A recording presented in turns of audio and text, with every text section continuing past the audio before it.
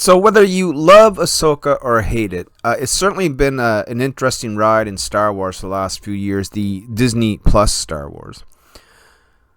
You know, I'm one of these guys, I'm a sucker for anything that says Star Wars. Whether I know it's going to be bad or good, I'm going to tune in and check it out anyway. And for a couple of reasons. One, the 6-year-old kid in me that loved Empire Strikes Back just can't seem to let Star Wars go. And two, it gives me some content to talk about. And I like to know what I'm talking about, so I like to watch the content before I, give a comment. And so I have been watching Ahsoka lately, and I did find episode 5 to be the best of the bunch so far, and I believe there are 8. And it did have a lot of fan service. Now, this article comes from us, Cosmic Book News. And we're going to see what they say, and we're going to see how much I agree or disagree with said statements. But before we get into that, I do want to let you know that Nyobicomic, the crossover comic book 2-part miniseries, is coming to Kickstarter in just a matter of weeks. So keep your eye out on this channel for more information on that. Now, on with the story here. Let's see here. Ahsoka Episode 5 is now available on Disney Plus streaming service, featuring lots of fan service, which follows the excellent Episode 4. Now, people are gaga over Episode 4. I actually thought Episode 5 was better, but there's only one reason why Episode 5 was better, and I can't believe I'm going to be saying this a little later on in the video.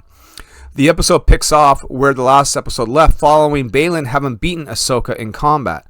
And they want to reaffirm that, yes, Baylan did beat Ahsoka in this episode.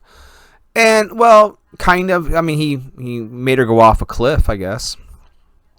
The episode also reveals that Ahsoka fell into the ocean and apparently has been underwater for hours, yet somehow survives. Well, because she really wasn't under the water. She was in the world between worlds and then placed back into the water afterwards.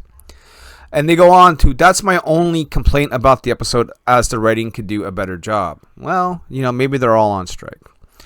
Instead of drowning, they could have had Ahsoka hit her head or something. I think when she is saved, she doesn't even cough up any water. Okay. Because she wasn't underwater for hours. This is what these people don't understand. This is more of garbage along the lines from Princess Leia floating through space in the episode with Ahsoka in space. It's laughable at best. Yeah, that was pretty bad. So Mary Poppins, Princess Leia, was absolutely horrible. Never, ever do that again. Ahsoka, she always seems to be on the outside of her ship, right? And she's doing this like weird space combat, and I don't even know if, scientific. It's Star Wars, so who cares about the reality of science? But when you look at it, you go, can that even be possible? Even in the most sort of like, liberal eyes, I guess, you know what I mean? Like just giving away science and physics.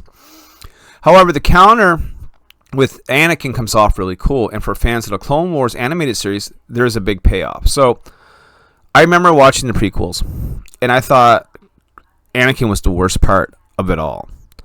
Funny enough how Anakin comes back, and he's the best part of it all in this particular series. I particularly like how they suggest Ahsoka was wary about being too much like Anakin, and Anakin becomes Darth Vader. So since Ahsoka has Anakin inside her, is there potential there for Ahsoka to go to the dark side? Well, she is, quote-unquote, a gray Jedi. It's like Gandalf the Grey, right? There is a cool scene where Ahsoka's red lightsaber is reflected in Anakin's eyes. Anakin has red Sith eyes, and a lightsaber reflects in Ahsoka's eyes, making her look like a Sith. Nice touch. Yeah, you're teasing it a little bit, but it's not happening. The scene reminds me of the Emperor tempting Luke to strike him down so Luke would become part of the dark side. Anakin offers Ahsoka something similar, life or death. Ahsoka chooses life. Well, who wouldn't? The second best part of the show is right here, by the way, in front of us. Hera. She just does a good job. A couple of other things I like is how Hera has rebelled against the rebels, and I'm open to learning more about her son becoming a Jedi. Well, this is the thing, Hera obviously had a relationship with Kanan. They had a kid, and Hera understands not to dismiss Jedi premonitions so easily. She trusts in the Force. She's seen it in action several times. And, she's a believer. Let's just put it that way.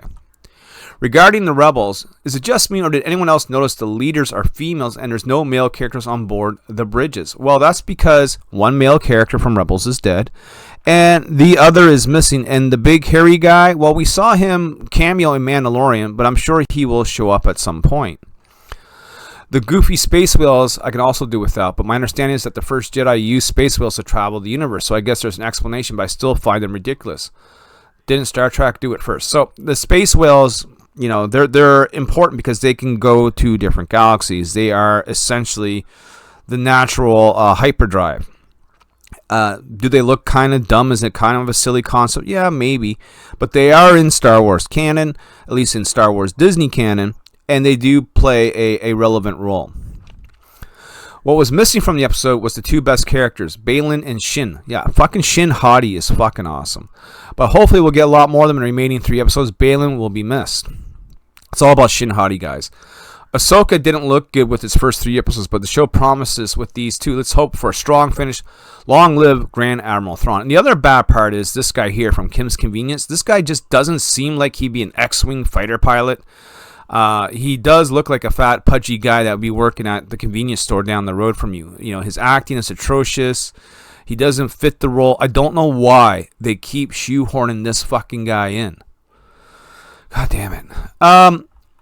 So I look forward to Ahsoka episode 6. Normally on my channel during the live shows, we would often cover these Star Wars shows. We'll do like a roundtable discussion after each episode. But because John Stinsman is a really big Star Wars fan, and he's just catching up on it now, I sort of made the executive decision, if you will, to wait till the whole series is done, and then me and the guys, we're just going to get together and review it as a whole thing. I think that's what we're going to do there. But guys, I want to know how you've been feeling about Ahsoka, man. Have you been enjoying the show? Is it more Disney crap? Do you see potential? Do you not see potential? Do you believe the World Between Worlds has the possibility of retconning some of the sequel trilogy? Let me know down in the comments below. Like and share the video. And of course, we are on the road to 1,000 subscribers. I'm pleased to announce we have reached 800. So only, and I say it like it's no big thing. It is a big thing. Only 200 more to go. Let's get there, guys. And we'll see you soon for the next video. Peace.